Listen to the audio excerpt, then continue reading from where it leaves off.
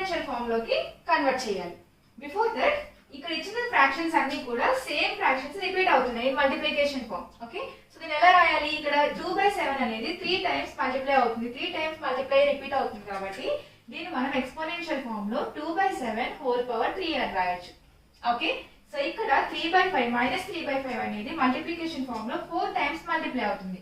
Okay, so దాన్ని మనం exponential form లో -3/5 హోల్ పవర్ 4 ఎన్ని టైమ్స్ రిపీట్ అయితే అంత పవర్ రాస్తాం. ఇది base and this is the power. Okay, ఇక్కడ -5/11 1 2 3 4 5 టైమ్స్ రిపీట్ అవుతుంది కాబట్టి -5/11 అని రాసి హోల్ పవర్ 5 అని రాయాలి. ఓకే, ఎన్ని టైమ్స్ రిపీట్ అయితే ఆ నెంబర్ మనం పవర్ లో మెన్షన్ చేయాలి. అండ్ ద సేమ్ టైం ఈ పవర్ అనేది ఈ ఫ్రాక్షన్ కి బోత్ న్యూమరేటర్ కి డినామినేటర్ కి అప్లై అవుతుంది. అంటే 2 3 7 3 ఇది 3/4 5/4 ఇది